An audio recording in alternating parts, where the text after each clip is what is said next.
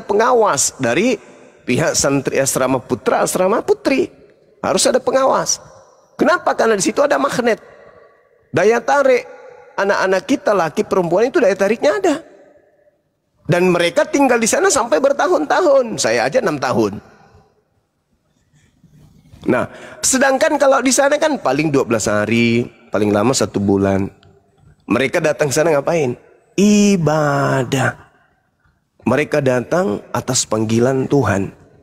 Mereka datang bukan untuk kemudian melakukan satu tindakan maksiat. Saya yakin sekali orang Islam yang menyentuh tanah Mekah, jangankan untuk berpikir maksiat, untuk berpikir sesuatu yang mesum aja itu kurasa enggak.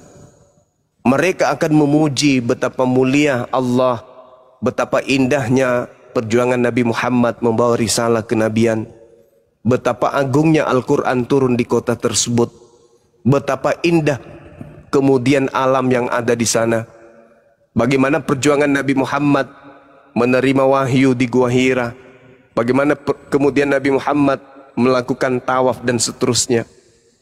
Apatah lagi cakupan umroh dan haji itu adalah mutlak ibadah. Tak ada kemudian unsur lainnya di dalam. Saya kira begitu, Bang. Ya, udah jelas ya, Bang ya. Terima kasih. Jelas. Semoga si David mendengar David itu tadi penjelasan yang Bang nanya, Juma si tadi. Bang David kan yang nanya tadi kan. Ya. Izin Iya. Bang Juma, terakhir host, terakhir ini pada saat saya turun, mungkin Bang Juma bisa menjelaskan bahwa apakah ini juga berhubungan dengan mazhab ya. Kalau kita Syafi'i kan tidak boleh bercampur ya antara laki dan perempuan, itu dapat makan membatal wudu. Sementara di sana kan kalau saya lihat ada mazhab Maliki dan dibenarkan dalam ajaran Islam. Mungkin penambahan materi ini dari Abang itu semakin membuka cakrawala berpikir si David tadi, Bang. Saya lihat David ini Kristen dari lurus, Bang. Tidak menghujat. Iya. Dia mencari kebenaran dalam Islam. Terima kasih, Bang. Terima kasih, host. Iya, sama-sama, Bang. Paman. Jadi gitu ya. Kesimpulannya bahwasanya ketika mereka datang ke sana, berhimpit-himpitan laki perempuan, itu mereka berlomba-lomba untuk mendatangkan pahala ibadah, dan itu sifatnya darurat. Tidak mungkin kemudian orang menjadi ibadah haji satu-satu, tidak mungkin. Itu darurat, orang berlomba-lomba kemudian. Jadi yang dilihat di situ adalah niat. Sama seperti ketika ada tuduhan batu Hajar Aswad menghapus dosa. Bukan batunya, tapi niatnya itu. Sampai mereka mati pun rela. Rela mati demi untuk ibadah. Mereka sahid. Tak peduli mau dipijak, mau disenggol, mau disikut, mau di apapun. Pokoknya saya niatku ibadah karena Tuhanku. Ini dicontohkan oleh nabiku. Maka apapun saya akan lakukan. Jadi tak ada kemudian cakupan diisi kepala mau melakukan kemaksiatan. Kalau mau melakukan maksiat, ya di negara kita aja. Ngapain ke sana jauh-jauh? Tidak perlu ke sana. Iya, silakan. Nambahin sedikit. Terima kasih, host. Izin saya turun. Izin host, saya izin turun, host. Terima kasih banyak. Sukses buat kita semua. Ya. Oke. Jadi Oke. Kurunda di sana itu, walaupun kelihatan laki perempuan nyampur, itu daging kita, kulit kita nggak bersentuhan karena perempuan-perempuan yang melakukan seperti saya kemarin umroh itu sampai telapak tangan pun kita tutup itu, sampai kita menjaganya itu. Jadi benar kata Kurunda tadi, tidak ada niatan, kepikiran seolah-olah kita tuh sana mau berbuat sesuatu lain dari anak-anak yang pesantren kan. Jadi walaupun mazhabnya apa, Maliki, Hambali, Hanafi, dan apa satu lagi, Hanafi, Hambali, Maliki, Syafi'i, itu sama aja seperti itu. Jadi memang benar kelihatan bersentuhan, tapi nggak bersentuhan secara ini, secara kulit sama kulit ketemu, nggak begitu. Iya. Jadi Al-Quran menjelaskan ya, bahwasanya ketika berbicara mengenai Ka'bah, berbicara mengenai Baitullah, itu jelas adalah bait yang diberkahi, bait yang menjadi petunjuk bagi seluruh alam semesta. Jadi tak ada sedikit pun terbersit dalam pikiran umat Islam yang berhaji ataupun berumroh untuk melakukan sebuah tindakan kemaksiatan. Itu nggak ada. Nggak ada. Nggak ada berpikir. Dan juga harus diakui bahwasanya pada dasarnya manusia itu dikatakan suci pada saat mereka lahir di atas muka bumi ini. Dia dalam keadaan bugil, dan itu tidak dijadikan sebagai soalan kenapa seorang bayi itu tidak kemudian lahir dengan menggunakan pakaian. Karena dalam keadaan fitrah, seorang yang fitrah, seorang yang betul-betul bersih, betul-betul suci hatinya, itu tidak akan ternoda dengan pikiran-pikiran seperti itu. Jadi meskipun yang di kiri kanannya itu bugil sekalipun, tetap Allah, Allah. Itulah hebatnya Islam itu, yang tidak dimiliki oleh ajaran lain. Yang tidak dimiliki oleh ajaran lain. Nah, kalau dikatakan bersentuhan, kurasa itu sulit untuk kita temukan. Kalaupun dia bersentuhan, sulitnya yang kumaksud di sini adalah seorang laki perempuan bersentuhan kulit lalu kemudian mereka merasa ada sesuatu yang lain dari diri mereka. Lalu kemudian mereka cari tempat untuk melampiaskan. Itu nggak ada di sana. Itu nggak ada. Karena Al-Quran mengatakan inna awwala baitin wudi'a linnas lalladzi bi Bakkah mubarakan wa hudan lil alamin. Jadi kota Mekah itu adalah kota yang penuh dengan berkah. Seperti itu. Oten aja nggak ada. Dari situ. Iya. Orang yang tidak bersunat aja nggak ada yang masuk. Nggak ada. Nggak boleh masuk. Hebat ya. Begitu. Ya betul, dikatakan tanah haram. Maksudnya haram melakukan maksiat di sana, haram dari kenajisan, saking sucinya diharamkan hal-hal yang najis masuk ke situ. Dan itu sudah dinubuatkan di kitab-kitab terdahulu. Tempat itu suci, kudus, tak boleh hal pandir yang masuk, hal najis, tamek menyentuh. Itu nggak boleh. Nggak boleh orang yang tidak bersunat masuk ke situ. Nah itulah yang dinubuatkan di kitabnya orang Yahudi.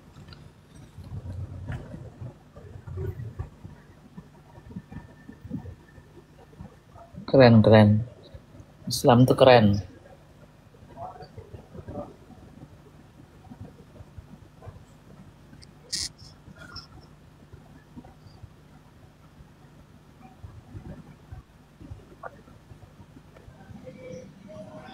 Assalamualaikum. Waalaikumsalam warahmatullahi wabarakatuh. Ya, Bang Blendernya lagi ada keperluan sebentar, Bang. Jadi saya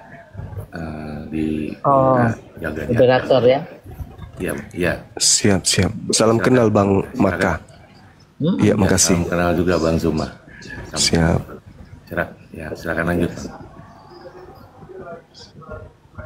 Iya, makanya setiap agama itu, setiap ajaran yang dibawa oleh Nabi itu selalu bertalian dengan perut. Bawa syariat bertalian dengan perut. Iblis datang menggoda manusia terkait dengan perut. Coba perut kita. Kalau misalnya bom-bom ini kita hitung sudah berapa kontainer mulai dari dia bayi sampai hari ini beras masuk di perutnya. Coba teman-teman bayangkan sudah berapa kontainer, sudah berapa karung goni, sudah berapa ton nasi masuk ke dalam perut bom-bom. Mulai dari dia lahir sampai hari ini.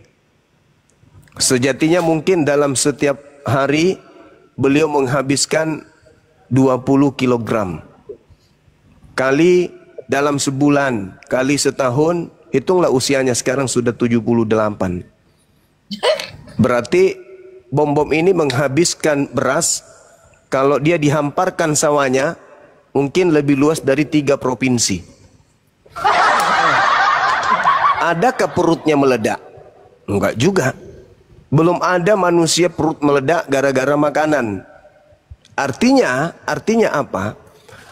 Tuhan pencipta langit dan bumi menciptakan makhluknya itu sangat unik. Sangat unik. Sangat unik. Kenapa unik? Karena perut kita ini akan selalu minta diisi. Minta diisi. Sehingga ujiannya itu adalah makanan. Ujiannya makanan. Karena ada daya tarik dari dalam diri kita itu berupa keinginan untuk mencicipi apapun makanan yang ada di depan kita. Maka iblis datang menjadikan itu sebagai senjata untuk melumpuhkan manusia. Coba suruh Pak Bom duduk, ikat rantai tangannya dan kakinya, lalu kemudian simpan meja di depannya, kasih babi yang sudah dipanggang masih berasap. Kira-kira pingsan enggak dia? Gara-gara mau makan, perutnya meronta-ronta, matanya sampai keluar, liurnya menetes sampai ke lantai. Itu akibat apa? Karena ada yang disebut nafsu. Nah, inilah yang digunakan iblis, nafsu itu. Makanya setiap ada perintah, jangan kau makan, jangan kau makan, iblisnya selalu datang, makan. Itu enggak dilarang, makan. Karena itu adalah merupakan senjata iblis. Adam jatuh karena makanan, perut. Musa kaumnya jatuh karena makanan, perut. Umatnya Nabi Isa jatuh karena perut.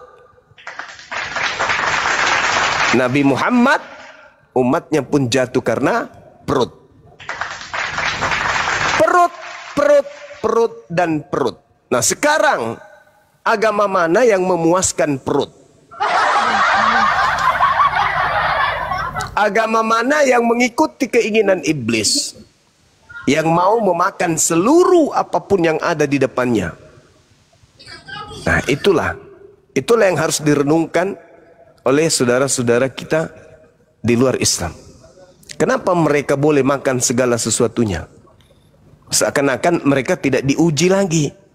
Kenapa mereka tidak diuji? Kalau di Islam, iblis tidak diuji lagi. Nah, ini pertanyaan besar. Kenapa mereka tak diuji lagi dengan makanan? Semua boleh mereka makan. Ada apa? Apakah ini betul mereka ini adalah anak Tuhan? Atau justru sebaliknya? Karena kalau mereka ini adalah pengikut jalan Tuhan, maka mereka tidak mungkin menghalalkan segala apa yang diharamkan Tuhan. Gak mungkin. Gak mungkin. Sama seperti Adam jatuh karena mengikuti keinginan iblis. Jadi hari ini saudara-saudara sekalian, kalau ada ajaran yang kemudian mengajarkan manusia untuk makan segala sesuatunya, itu aneh ketika mereka memfitnah Nabi Adam. Adam jatuh hanya karena satu makanan. Masa mereka bisa selamat padahal mereka sudah menghalalkan semua yang diharamkan? Semua yang diharamkan menjadi halal. Adam saja mereka fitnah. Manusia jatuh ke dalam dosa karena satu manusia Adam, maka dia kemudian menjalarkan dosa kepada seluruh dunia. Ini cuma satu yang bermanfaat sekali dengan kehidupan manusia, yaitu pengetahuan baik dan jahat. Itu sangat bermanfaat. Difitnah, tapi yang memfitnahnya ini bukan cuma melanggar satu perintah Tuhan, seluruh perintah Tuhan dilanggarnya. Jadi dia memfitnah Adam jatuh ke dalam dosa, sedangkan mereka sendiri melanggar semua firman Tuhan hubungannya dengan makanan, tapi mereka mengaku mereka ini pewaris surga. Apa enggak mimpinya kebangetan orang-orang kayak seperti itu? Ya. Adam jatuh, harus ditebus dosa-dosa manusia. Oke, nah sekarang kalian cocoklah Cocoklah itu. Kalau Adam jatuh karena dosa satu, harus ditebus dosanya dengan mengorbankan kemudian sembahan kalian di atas salib, maka kalian juga harus menanggung semua dosa yang telah kalian lakukan dengan makan semua makanan yang diharamkan. Di mana kalian harus mencucinya? Neraka. Di neraka kalian harus mencuci lambung kalian itu dengan api. Karena melanggar semua perintah Tuhan. Kalau tuduhan Anda kepada Adam bahwasanya Adam jatuh karena satu perintah yang dilanggar, nah kalian ngapain dengan melanggar semua perintah? Alhamdulillah umat Islam lebih dini sudah diingatkan. Ya ayuhan nas kulu mimma fil ardi halalan thayyiba wa la tattabi'u khutuwatis syaitan innahu lakum aduwwum mubin. Umat Islam tahu bahwa iblis senantiasa mengajak manusia makan seluruhnya. Kalau perlu tiang listrik itu digoreng juga dimakan. Umat Islam tahu bahwa iblis datang menggoda manusia untuk memakan segalanya. Alhamdulillah umat Islam tidak pengaruh dengan itu. Nah, sekarang muncul agen-agen yang datang ke tengah-tengah umat Islam, mengajarkan umat Islam menjadi pengikut makhluk yang keluar dari kubur ini. Setelah menjadi pengikutnya, maka semua bisa kalian makan, semua daging bisa kalian telan. Kamu boleh makan segala sesuatu yang dijual di pasar daging tanpa mengadakan pemeriksaan karena keberatan-keberatan dalam hati nuranimu. Berarti daging apapun itu EGP. Yang penting saya sudah beli. Mau daging orang, daging opung, daging romo, daging tante, paman. Kalau sudah di pasar daging beli udah makan. Masuk semuanya. Gak peduli. Itu dalil dalam kitab saudara. Jadi nggak bisa mengelak. Bisa nggak mereka kemudian kalau misalnya di situ ada daging paha manusia? Bisa. Dalilnya ada kok. Kamu boleh makan segala sesuatu yang dijual di pasar daging. Nah. Boleh. Bahaya itu, hati-hati. Makanya teman-teman kalau bisa jangan belanja di pasar yang ya mayoritas mereka yang menjual pasar daging. Ya, antisipasi aja. Bahaya itu. Karena pola di dalam Islam itu kita harus dibatasi. Ini haram, nggak boleh dimakan. Nah, umat Islam alhamdulillah memegang teguh perintah Tuhannya. Nah, kalau saudara kita ini mengaku kemudian rohani, Yahudi rohani, sunat hati katanya, tapi perintah Tuhan semuanya ditelan, dimakan. Jangankan makanan yang diharamkan, firman Tuhan aja mereka lalap semua. Tak ada lagi itu perintah. Dan itu diajarkan oleh Paulus. Coba, ngeri kali aku baca di dalam Galatia 2 nomor 16 dan 21 itu. Ngeri kali. Ngeri kali. Kenapa? Karena di situ dia mengatakan tidak ada orang yang dibenarkan karena melakukan hukum Taurat. Nggak ada. Sedangkan Yesus mengatakan orang yang melakukan hukum Taurat itu menempati tempat tertinggi di dalam kerajaan surga, kerajaan langit.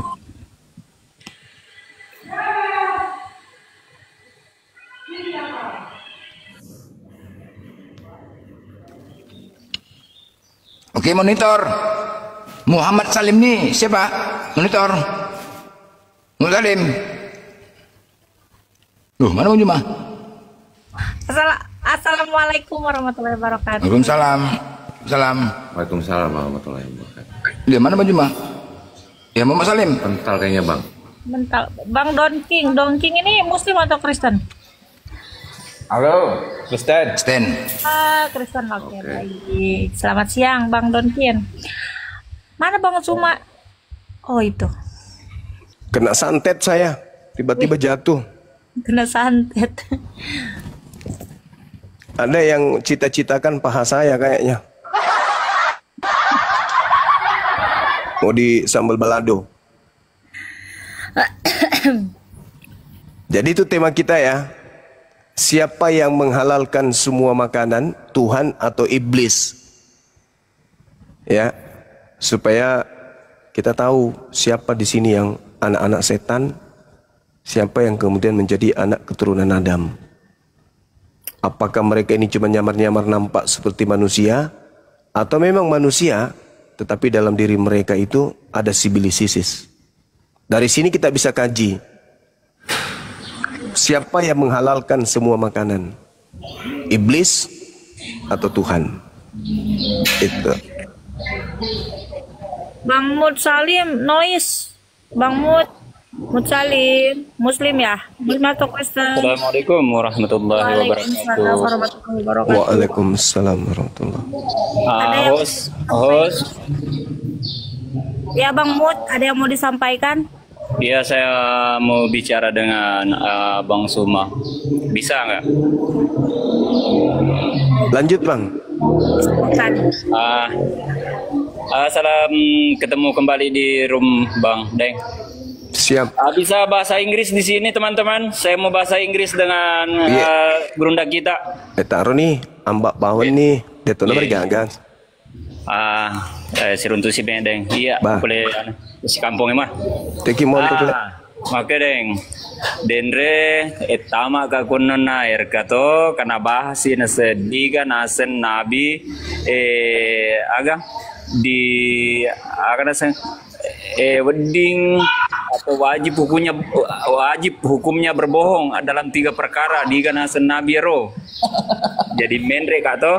Maaf teman-teman ya, maaf ini bahasa Inggris ini. Maaf. Jadi tama ka gurom na to. Kan atanaiki engkar ki saudara ta muslim lain atanai cuma itu menjawab na turun kangi. Jadi atas sereke menre maka daka iya wangakui nabiku na sediga sana supaya reke na peringkalingaki pada anak Kristen to. Maka daka iya nabiku mak bele dalam artian kata 3 perkara tapi dilihat konteksnya, konteks bagaimana. Na periming deng, na kesana, na pelesir keng ro ceritaan ro. Kan nasa nabi mu nasa bawa di mak bele. What? Ya. Bang, ini bukan di kampung Bang, bukan di kampung di Komal. Bukan di kampung Bang, bukan di Makassar Bang. Aduh Bang. Bahasanya yang di bawah bingung. Ya Bang, izin baru dulu Bang ya, biar disusul kita Bang ya, oke? Oke? Udah Bang ya?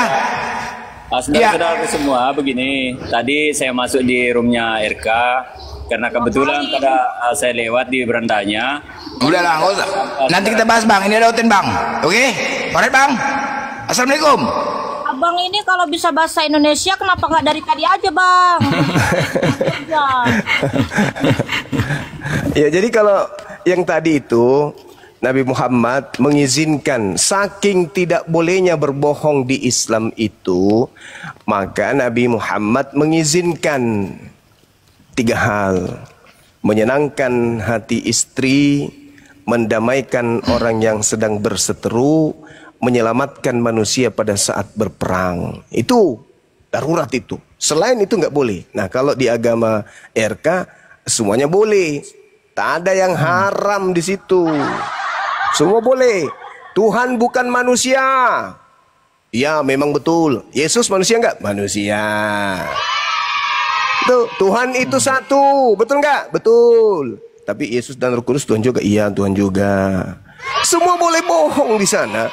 Tuhan tidak bisa mati. Betul. Terus yang mati itu siapa? Tuhan. Semua boleh bohong. Pokoknya bohong. Yesus diutus hanya kepada domba yang sesat dari umat Israel. Ya betul. Kalian apa? Umat dari mana? Bangsa apa? Kami dari Batak. Semua boleh. Apapun boleh. Di agama RK itu boleh. Jangankan yang lain. Makan manusia aja boleh. Gak ada yang tidak bisa.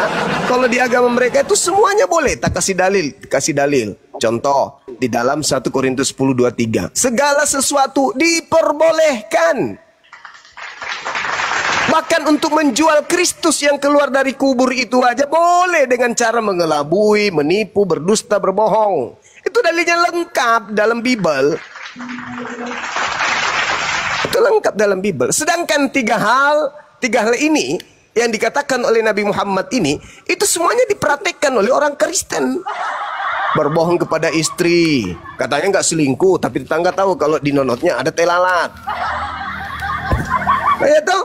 Semua, apalagi membantu orang yang kemudian berperang supaya mereka damai. Ada kok. Mereka rata-rata bekerja di menjadi apa itu ya namanya itu ya, yang membela-bela orang itu supaya berdamai, itu apa namanya itu ya, itu kerjaan mereka kok. Pengacara. Itulah maksudku. Takut aja tersinggung nanti pengacara. Banyak kok kerjaannya begitu, mendamaikan yang ribut, yang penting ada win-win solusi, yang penting ada Romo Piconya. Gitu. Itu kerjaan mereka kok. Apanya itu? Jadi tak ada, semua yang dikatakan tiga hal ini itu lebih dulu diperhatikan oleh mereka pemakan babi ini. Itu kerjaan mereka. Jadi tidak ada yang celah di Islam itu, nggak boleh berdusta, nggak boleh, kecuali darurat yang tiga hal tadi itu. Darurat itu boleh, selain itu nggak boleh. Nah, tapi kalau di Kristen, coba tanya, Tuhanmu ada berapa? Satu, bohong enggak itu? Bohong. Bohong itu. Karena kenapa? Mereka punya Tuhan tiga. Bohong mereka itu. Coba kita tanya, Bang. Coba tanya, Aman. Tanya sama Don King, Bang. Coba Don King, Tuhanmu satu apa berapa, Don King? Satu Don King. pasti. Halo. Don King. Ya. Nah, Tuhanmu berapa? Satu. Nah, kan betul, Bang. Betul, Bang. Betul, Bang, betul. Satu, Bang. Bohong nih, Bang ya. Iya, lanjut. Kan udah aku bilang. Nah, kalau ditanya siapa nama Tuhanmu yang satu itu? Banaro. Nah, siapa? Nah, itu aku bilang. Tiga. Jadi tiga. Roh Kudus. Oh. Langsung disingkat aja biar nggak kelihatan tiga. Langsung Banaro. Siapa nama Tuhanmu? Banaro. Apa Banaro itu? Bapa, Anak, dan Roh. Wah, tiga. Supaya dianggap satu, Banaro. Sama seperti ketika sebutkan nama-nama buah dengan satu kata. Ayo, rujak. Satu nama buah, satu kata, rujak katanya. Nah, itu dia. Jadi berbohong tentang Tuhan aja bohong. Kalau umat Islam, Tuhanmu berapa? Ahad. Siapa itu? Allah. Ada nggak Tuhan lain? Nggak ada. Mungkin ada inkarnasi teofani. Enggak. Kami bukan pagan. Tapi kalau mereka satu, Bang, satu. Nah, belum lagi kalau ditanya, saudara, kata kitab lu 2 Yohanes 1 nomor 7, penyesat itu adalah mereka yang tidak yang pergi ke seluruh dunia, yang tidak menerima Yesus datang sebagai manusia, itulah penyesatnya dan itulah kemudian antikristusnya. Termasuk kau ya? Oh enggak dong. Jadi menurutmu Yesus itu manusia? Ya, manusialah. Dia datang sebagai manusia. Berarti Yesus manusia? Iya. Nah, ngintip hari Minggu di kuburan di gereja, siapa yang mereka sembah? Yesus. Kamu penyembah manusia? Bukan. Yesus datang sebagai manusia. Kau nyembah manusia? Enggak. Intip di gereja, kau sembah siapa di gereja? Yesus. Tadi katanya bukan manusia. Kok disembah? Karena dia ini, Bang, apa? Dia sepotong Tuhan, sepotong manusia. Kan lucu. Katanya separuh manusia, separuh Tuhan. Lalu konsepnya, oh tambah lagi sekarang, Bang, 2025. Apa itu? Sepenuhnya manusia. Terus sepenuhnya Tuhan. Berarti ada berapa yang penuh di situ? Ada 2. Ketika dia penuh manusia, ada nggak sisi ketuhanan? Nggak ada. Ada, Bang, ada. Loh, katanya tadi penuh manusia. Sepenuhnya manusia berarti nggak ada lagi Tuhan. Ada, Bang. Maksudnya sepenuhnya manusia, sepenuhnya Tuhan. Kayak mana ceritanya tuh? Kayak mana sepenuhnya Tuhan, sepenuhnya manusia? Gimana maksudnya? Maksudnya mungkin sepotong Tuhan, sepotong manusia. Barangkali kayak gitu. Jadi seperti kuda berkepala manusia maksudnya. Itu baru betul. Sepenuhnya manusia. Kalau sepenuhnya manusia, nggak ada lagi unsur kucing di situ. Apalagi unsur Tuhan. Begitu juga ketika dia unsur Tuhan, sepenuhnya Tuhan, nggak ada lagi unsur manusianya. Oh, kamu nggak bisa menjelaskan, Bang. Kenapa? Karena dirimu tidak ada Roh Kudus. Lama. ujung-ujungnya pembohongan. Roh Kudus itu memimpin manusia kepada kebenaran, bukan kepada kebohongan. Kata Yesus, roh kebenaran itu ketika datang, Roh Kudus ketika datang, membimbing manusia kepada kebenaran. Loh, kok ini jadi cincong hang-hang? Cincong hang-hang, otaknya nggak bisa karena hang. Ditanya, Tuhanmu berapa? 1. Siapa Tuhanmu yang 1 itu? Bapa, Anak, dan Roh. Itu berapa? 3. Pembohong. Kenapa bisa seperti itu? Karena dia makan segala sesuatu yang diharamkan oleh Tuhan. Nah, itu penyebabnya. Karena doktrin dan dogma Gurunda sampai otaknya nggak waras. Betul sekali. Kira-kira seperti itu. Masya Allah. Halo, selamatkan sore semuanya, Gurunda, Bang Blender, Ibu Mila, Bunda Mila, Bang Handi. Selamat sore semuanya. Ya. Ya. Abang pilih apa ini? Foto Bang Faruk ini. Islam, Bang. Abang Islam. Ya, jadi begini Bang Blender ya. Belum. Jadi begini Bang Blender. Sebenarnya Bang Blender ini sudah lama aku jadi incaran dari aku, Bang, ya. Buat mengajaknya berdiskusi. Sebenarnya nggak diskusi sih Bang Blender ya, tapi satu komal gitu kan. Karena aku ini oten yang sudah tersadarkan Bang Blender. Jadi begini Bang Blender ya. Sebenarnya aku malu jadi oten Bang Blender. Karena apa? Iya Bang Suma. Karena Denom 1 dan yang lainnya saling cakar-cakaran Bang Suma ya. Nggak akur satu sama lainnya. Yang kedua, agama yang denomnya terbanyak di dunia, coba tebak siapa? Ya kekristenan itu sendiri Bang ya. 45.000 denominasi. Coba agama apa yang denomnya gila-gilaan di dunia ini? Sampai pecahannya saja 45.000 denom. Ini kan gila Bang Suma ya. Tidak masuk akal. Jadi begini Bang Blender ya. Aku perkirakan ya Bang Blender sekitar 5-10 tahun dari sekarang ya. Bang Blender, kekristenan di dunia khususnya di Indonesia akan punah dengan sendirinya. Apalagi saudara-saudara kita di API ini ya. Ya, saudara-saudara kita yang di API kita tahu kan sepanjang hari terus menyuarakan kebenaran yang hakiki. Ayolah ya, jika ada oten yang ada di Komal ini, nggak mungkin saudara-saudara kita ini meskipun ini agak lain, ini oten apa ini sekarang nih? Iya. Jadi biar aku selesaikan dulu narasi aku Blender. Sedikit lagi ya.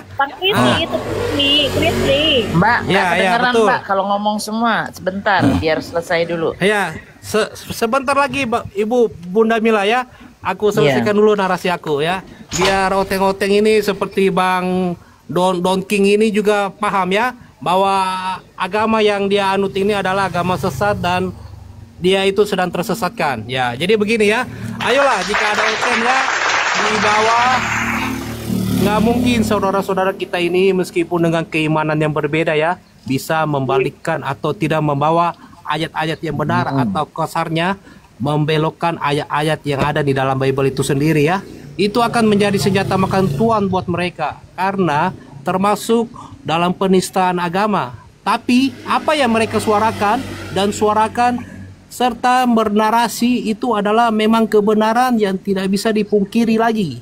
Bahwa Bible adalah kumpulan buku-buku yang disusun oleh wartawan di zamannya. Ya, wartawan di zamannya, sorry agak noise ya. Seperti Matius, Lukas, bahkan sosok yang bernama Rasul Paulus itu sendiri. Yang dimana disusun dan jadilah kitab yang bernama asli Holy Ghost. Lalu masuk ke Indonesia mengambil nama Alkitab. Yang dimana merupakan nama lain dari Al-Quran itu sendiri. Yang sudah disalah terjemahkan oleh LAI itu sendiri. Ya, mungkin begitu dulu dari aku Bang Blender. Siapa tahu ada yang mau ditambahkan dari narasi aku. Silakan. Yang ada pasti si Don King ini mau bertanya Bang. Iya. Pasti mau bertanya dia. Aku Don King, aku nggak percaya dia ini Kristen, tapi kayak gitu pemahamannya. Kristen betul ya? Kristen beliau, Kristen. Dulu kami sering dialog, debat. Itu Bang Ben, masa nggak tahu Bang Kalau Krisli yang Kristen atau tidak Kristen, mulai panasan dia ini. Uji dulu apa benar Bang Suma ini sobat aku ini yang paling terbaik lah, is the best. Oh ini Christian ya, Christian ya. Iya. Krisli, bukan Kristi. Krisli. Cuma sama Bang Blender aja aku ini baru kenal ini Bang Blender ya. Oh, iya, Salam iya. kenal Bang Blender. Tapi Iya, iya, aku iya. tahu Bang Blender ini siapa ini ya. Ya, Iya, pernah iya, iya. mampir di komalnya Uniriva ya dengan mengambil nama lain ya dari bukan nama yang sebenarnya. Seperti itu Bang Blender. Lanjut. Iya, iya, iya. Don King, betul Kristen dia Don King. Aku baru terkejut Don King. Biar. Iya. Biar. Cuma dia. tanya Don King. Kristen atau tidak Kristen, harus uji dulu karena itu kan Ujilah, masih ujilah. pengakuan. Uji. Iya. Willy, kau masih Kristen? Silakan. Karisteng Oke. ini, bahkan di KTP aku masih Karisteng ini. Oke. Udah mualaf kau? Udah syahadat? Belum Bang, belum bersahadat. Saat ini, apakah kau masih percaya Pak Yesus adalah Tuhan dan Juru Selamatmu? Jadi begini Bang Dongking, aku tahu Langsung aja, masih jawaban apa yang percaya aku atau tidak narasikan percaya? itu nanti akan kamu bantah dengan sendirinya jika aku mengatakan bahwa aku Mengapa ini tidak kita percaya Yesus. sekarang gantian kau nanya aku biar aku jawab dengan tegas Dengar cepat. dulu. Iya, Anda kan bertanya, maka aku akan menjawabnya. Jika aku mengatakan bahwa Yesus itu bukan Tuhan, jawaban dari Anda aku sudah tahu dan sudah pahami bahwa aku ini bukanlah kekristenan. Seperti itu ya kan? Marilah kita sportif. Jawab saja dengan tegas. Jadi memang faktanya seperti itu ya bahwa Yesus itu Sekarang adalah kita nabi ulang atau ya, bukan. Willy. Dia Ulang lagi bukan ya, lebih Tuhan simpel yang lagi, sejatinya. Willy. Ya seperti itu. Willy, Ya, apakah kau lanjut, percaya Bang. Willy bahwa Yesus Kristus adalah Tuhan dan Juru Selamatmu, Willy? Waduh, ini akibat kebanyakan makan B2 ini kamu. Aku kan sudah katakan tadi bahwa Yesus itu bukanlah Tuhan yang Willy. sejatinya, bukanlah Tuhan pencipta alam. Seperti itu, Bang. Kok Willy, diulang-ulang sih? maka jawab. Aduh, Karena aduh. kau mengklaim masih Kristen, ada alat uji untuk menguji apa sih Kristen atau tidak Kristen. Jadi Ujilah, Willy, maka aku ujilah tanya. apa doa Maria atau apa Bapak kami kan banyak itu. Itu bukan alat ujinya. Alat uji sederhana saja. Seorang dikatakan Kristen jika dia masih menganggap Yesus Kristus adalah Tuhan dan Juru Selamatnya. Jika tidak, maka dia sudah tidak lagi. Yang tadi sudah aku narasikan Bang, bahwa jika aku tidak mengatakan bahwa Yesus itu Tuhan, maka Anda akan membantah kekristenan aku. Jadi sudah terjawab ya. Tapi itulah fakta yang sebenarnya. Kenapa lah para mualaf ini abu-abu ya, nggak berani tegas. Sekarang gini Willy, kau yang nanya aku, biar aku buktikan betapa tegasnya aku. Aduh. Kau yang nanya aku. Kau tanya aku Willy, betapa tegasnya aku menjawab. Coba.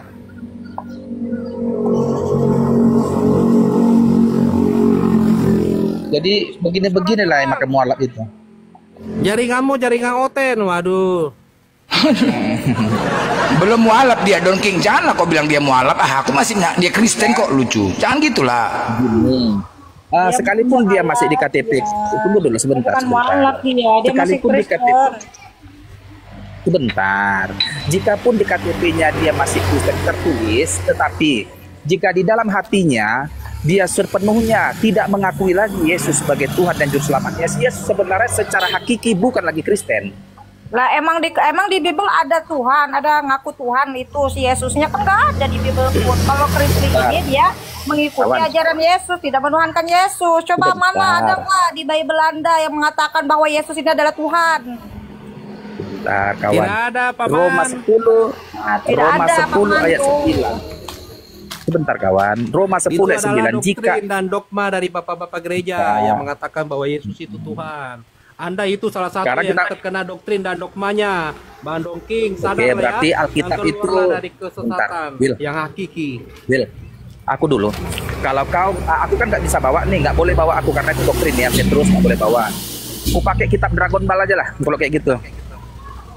Kitab apa Suneo? Kitab apa Doraemon?